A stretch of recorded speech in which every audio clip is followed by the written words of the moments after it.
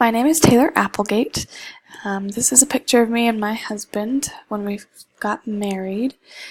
I am a psychology major, obviously, but I minor in marriage and family. So my career goal is to be a licensed marriage and family therapist.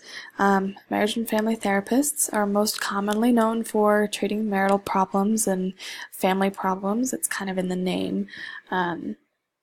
But they also can treat things such as depression, anxiety, and other individual psychological problems. And I think it's really cool that they have such a wide range of skills. And what's really important about marriage and family therapists is they don't just work with couples and families, but they do work with individuals, usually within those relationship contexts, but they do work with individuals. And I think that's pretty cool. So the required education for a marriage and family therapist is pretty straightforward.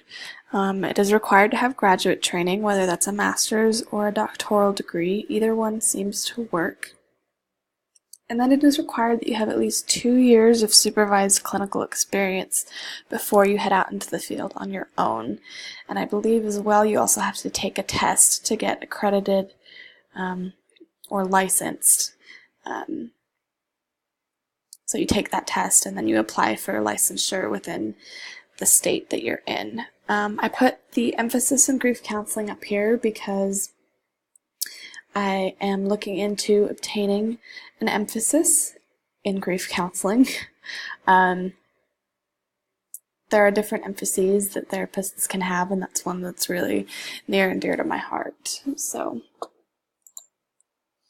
as far as my 4-year plan, my husband and I will be in Rexburg for probably about the next 3 years.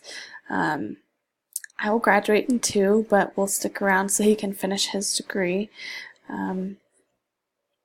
So my goal during that time is during school, I am participating in the Child and Family Advocacy Society. It's something I'm passionate about, and I think it will give me good skills and opportunities there. I will be looking for internships.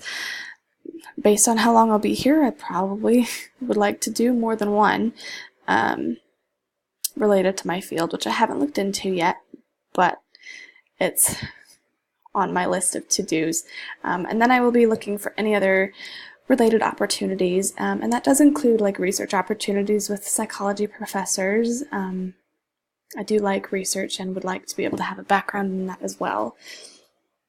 And then ultimately, the goal is to obtain a master's in licensed marriage and family therapy. At this time, we're a little uncertain of if or when that will happen, but that is my overall goal. So, some of you might wonder why I'm majoring in psychology to be a marriage and family therapist. Most of the people here that plan to be marriage and family therapists major in marriage and family, which makes sense. But I talked to some professors and found out that marriage and family therapist programs don't really care what your bachelor's is. Because you'll be going on to get a master's in that area, so it doesn't really matter. And I really liked the idea of having a background in psychology, and so that's what I'm doing.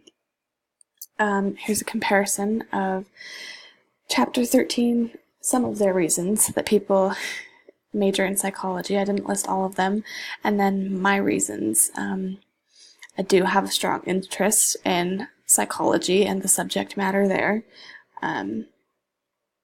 I do desire to become a professional therapist, which maybe you think of as professional psychologists as well, but I do.